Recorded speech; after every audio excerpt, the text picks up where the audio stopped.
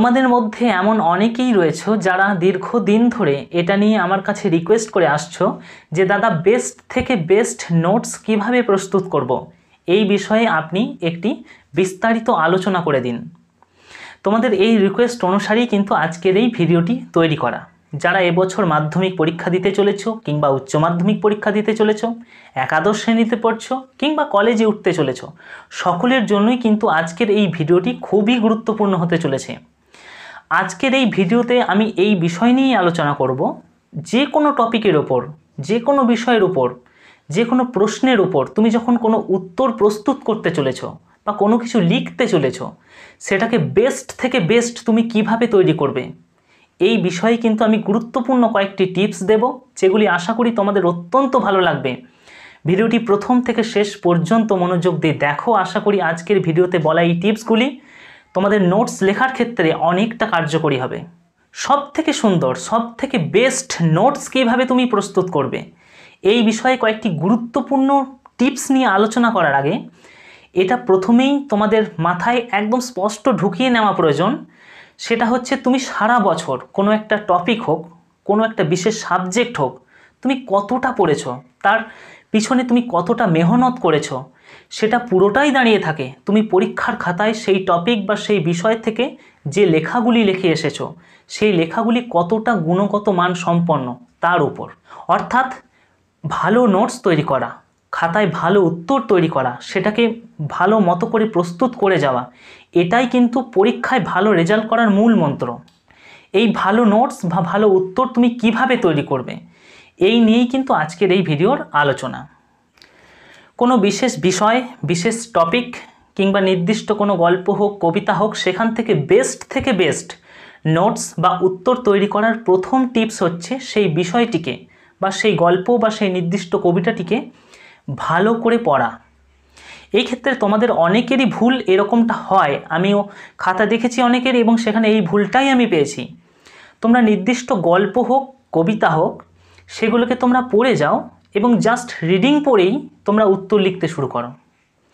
গল্পের মধ্যে যে রসগ্রাহী ব্যাপারটা ফুটে উঠছে বা এর মধ্যেও যে একটা আলাদা কথা থাকতে পারে, সেটাকে কিন্তু তোমরা অনেকেই এড়িয়ে যাও। নোটস লেখার সময় তোমরা জাস্ট সেই গল্পটাকে বানিয়ে বানিয়ে লিখে দাও। ভালো একটা নোট বা ভালো একটা লেখা তৈরি করার ক্ষেত্রে কিন্তু এই বানানোর কোনো স্কোপ কিন্তু থাকবে না। অর্থাৎ বিষয়গত স্বচ্ছ জ্ঞান, একটা স্পষ্ট জ্ঞান যদি তোমার না থাকে, তুমি কিন্তু সেই টপিকের ওপর ভালো কিছু লিখতে পারবে না। জাস্ট আবছা আবছা একটা লেখা তৈরি হবে।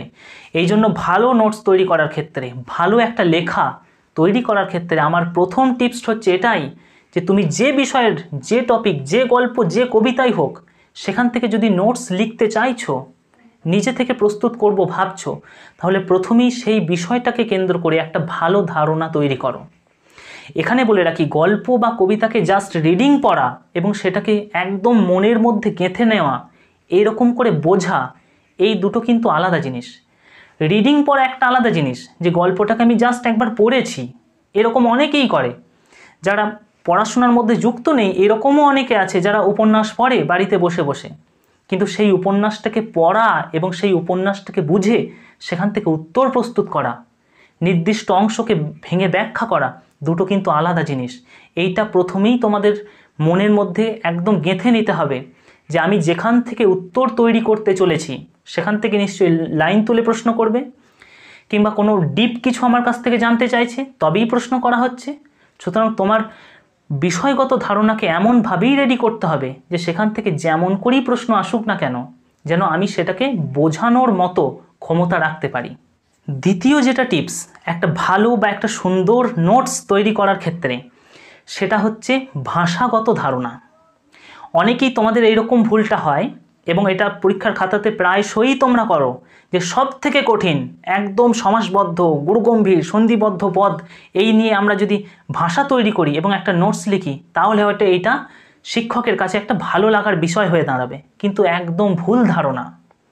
তুমি যত সুন্দর এবং সাবলীল, স্বচ্ছ, সরল ভাষায় উত্তর লিখে আসবে, তোমার লেখার গুণগত মান কিন্তু তত বাড়বে। কেন না, তোমরা অনেকেই বলবে গুরুগম্ভীর শব্দ যদি বসিয়ে দিই তাহলে তো লেখাটা ভালো হয়ে যাবে। না, এই ক্ষেত্রে কি হয়, সাধু এবং চলিতের মিশ্রণ দেখা যায়। অর্থাৎ তুমি লেখাটার মধ্যে এমন অনেক লেখা আমি পেয়েছি সাধু চলিতের মিশ্রণ, লেখাটা পড়তেই একটা কেমন লাগে, খটোমটো লাগে। এই জন্য যিনি এই নোটসটি দেখবেন তার হয়তো মনে একটা কেমন ধারণা তৈরি হবে, তার হয়তো ভাষাগত ধারণা নেই, তার এটা মনে হবে। এই জন্য সব সময় চেষ্টা করবে ভাষা, উত্তরের ভাষাকে সব থেকে সরল, একদম ভেঙে সরল করে দেওয়ার। অর্থাৎ এইরকম মনে করবে যে তুমি একটা কোনো অংশকে ভেঙে সেই শিক্ষককে, যিনি খাতা দেখছেন, তাকে বুঝিয়ে দিচ্ছ। এই টেন্ডেন্সিটা রাখবে, তাহলেই একটা সুন্দর নোটস তৈরি হবে। অনেক ক্ষেত্রে কি হয়, তুমি যখন সমাসবদ্ধ পদ লিখতে যাও, কোনো গুরুগম্ভীর শব্দ লিখতে যাও, তার বেশিরভাগ ক্ষেত্রেই বানান ভুল হওয়ার সম্ভাবনা প্রবল থাকে। এই জন্য আমার দ্বিতীয় টিপস, তোমরা যারা ভালো নোটস তৈরি করতে চাইছো, অর্থাৎ তোমাদের ভাষাগত দক্ষতা বাড়াও। শুধু গুরুগম্ভীর শব্দ প্রয়োগ করলে কিন্তু ভালো নোটস হয় না, এটা মাথার মধ্যে ঢুকিয়ে নাও। লেখাকে সরল এবং স্বচ্ছ হতে হবে, সুন্দর হতে হবে। অর্থাৎ সেই লেখা পড়ে যেন সবাই একটা সুন্দর থ্রট বা একটা তোমার চিন্তাটাকে সুন্দরভাবে বুঝতে পারে খুব সহজেই। তাকে যেন অভিধান খুলে দেখতে না হয় এই শব্দটার মানে কি। সেটা কিন্তু সুন্দর একটা লেখা হলো না। আগে হতো, অনেক দিন আগে, যে যত শক্ত শব্দ প্রয়োগ করে তুমি উত্তর লিখবে সেটা সুন্দর হবে। কিন্তু এখন কিন্তু লেখার ট্রেন্ড বদলে গেছে। তোমাকে পুরো চলিত গদ্যে উত্তর লিখতে হবে। এখানে সাধু গদ্য কিন্তু লেখা সেরকমটা উচিত নয়, এবং সাধু এবং চলিতের মিশ্রণ তো কখনোই উচিত নয়। সেটা একটা ভয়ঙ্কর বাজে হয়ে দাঁড়াবে লেখাটা। সুন্দর এবং ভালো নোটস তৈরি করার ক্ষেত্রে তৃতীয় যে টিপসটি আমি তোমাদের দেব সেটা হচ্ছে যুক্তিশীল ভাষা। অর্থাৎ তুমি যখন কোনো একটা নির্দিষ্ট টপিক, নির্দিষ্ট প্রশ্নের উপর উত্তর প্রস্তুত করছো, সেই উত্তরটার মধ্যে যেন যুক্তিনিষ্ঠ ভাষা থাকে। অর্থাৎ এমন নয় আকাশ কুসুম অবান্তর জাস্ট বানানো একটা ভাষা, দেখেই মনে হচ্ছে, এরকম যেন কখনো না হয়। যুক্তিশীল ভাষা বলতে আমি এমন ভাষা বা এমন বাক্য গঠনের কথা বলছি যে বাক্যের মধ্যে ওই যে নির্দিষ্ট টপিক, তুমি যে টপিকের উপর নোটসটি প্রস্তুত করছো, সেই টপিকের মধ্যেই যেন কথাটা থাকে, এবং কথাটার মধ্যে এমন একটা রসগ্রাহী ব্যাপার থাকে যেন মনে হয় তুমি কাউকে ব্যাপারটি বুঝিয়ে দিচ্ছ। অর্থাৎ নোটস লেখার মধ্যে তোমার এই যুক্তিটা এমনই থাকবে যেন তুমি সেই নোটসটি অপর একজনের সামনে তুলে ধরছ বোঝানোর মতো করে। এমনটা নয় জাস্ট দায় সারা আমি আমার নোটস একটা কাল্পনিকভাবে বানিয়ে দিয়েছি, না, যেন মনে হয় তুমি বুঝিয়ে দিয়েছ। ভালো বা সুন্দর নোটস প্রস্তুত করার ক্ষেত্রে চতুর্থ যে টিপসটা দেব সেটা হচ্ছে ক্রিয়াপদের ব্যবহার। ক্রিয়াপদের ব্যবহারে তোমরা অনেকেই সচেতন হও না। সাধারণত তোমরা যারা ছোট ক্লাসে রয়েছো তারা কিন্তু একদমই সচেতন নও। এই দিকটা একটু সচেতন তোমাদের হতেই হবে। ক্রিয়াপদের ব্যবহারটা একদম পারফেক্ট করতে হবে তোমাদের লেখার মধ্য দিয়ে। প্রচুর যদি তোমরা লেখার প্র্যাকটিস করো, অটোমেটিক কিন্তু হয়ে যাবে।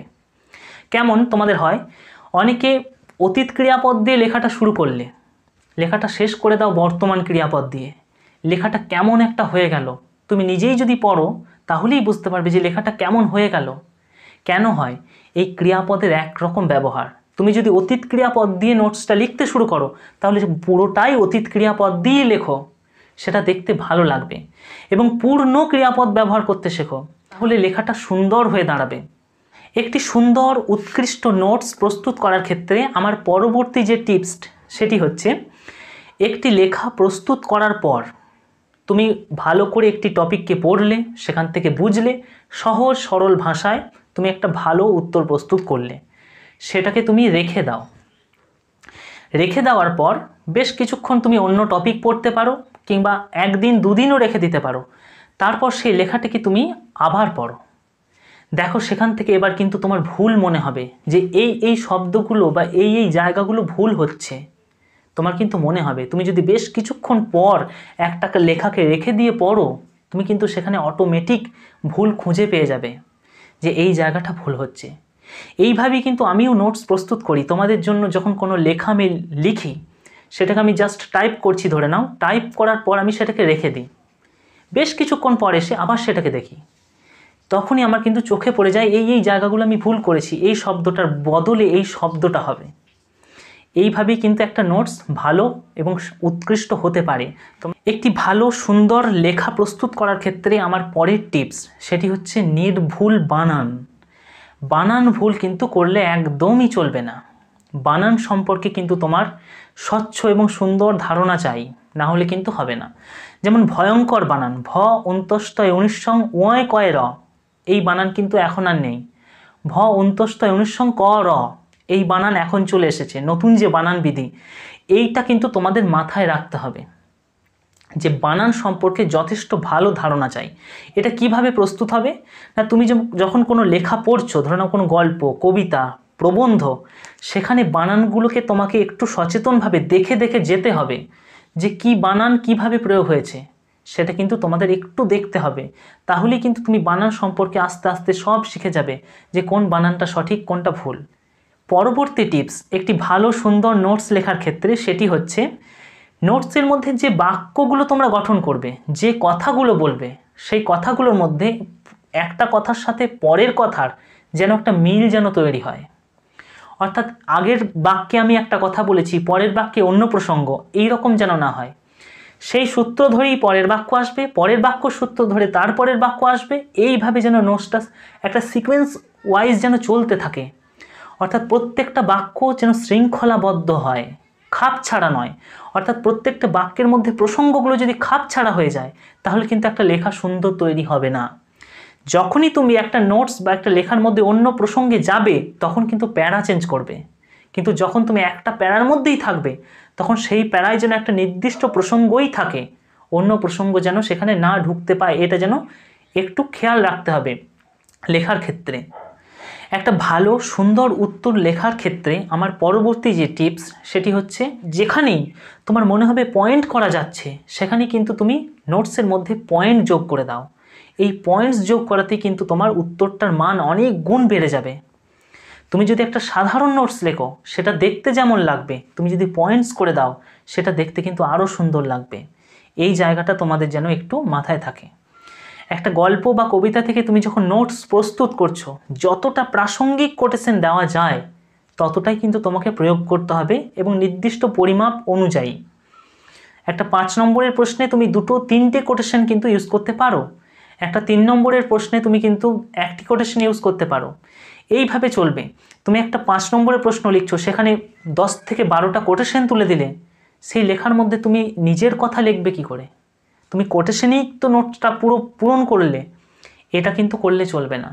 সেখানে তোমার নিজের কথা, নিজের ব্যাখ্যা কিন্তু রাখতেই হবে, যেটা আমি প্রথম থেকে বলে আসছি যে একটা বিষয়গত ধারণা এবং সেই ধারণাটাকে বুঝিয়ে দেওয়ার একটা টেন্ডেন্সি যেন নোটসের মধ্যে থাকে, তাহলেই কিন্তু একটা নোটস ভালো তৈরি হবে। আশা করি আজকের এই টিপসগুলি তোমাদের কিছুটা হলেও কাজে লাগবে নোটস লেখার ক্ষেত্রে। যদি তোমরা এইগুলিকে মেনে চলো, তাহলে আশা করি ভালো সুন্দর সাবলীল উত্তর তোমরা লিখতে পারবে। তোমরা কমেন্টস করে জানাতে ভুলবে না যে আমি আজকে যে টিপসগুলি তোমাদের দিলাম, এটার মধ্যে তোমরা কোনটি অলরেডি মেনে চলো এবং কোনটি অলরেডি ভুল করো, সেটাও কিন্তু জানাতে ভুলবে না। যাদের ভিডিও ভালো লাগলো অবশ্যই লাইক করে দেবে, নতুন হলে চ্যানেলটিকে সাবস্ক্রাইব করবে এই ধরনের ভিডিও পাওয়ার জন্য।